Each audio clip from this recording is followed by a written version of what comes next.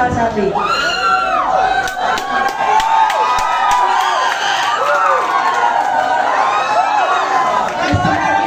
Teacher and my dear friends, today we gather here to celebrate a day of great importance in the history of our nation, August 17, Indonesia's Independence Day.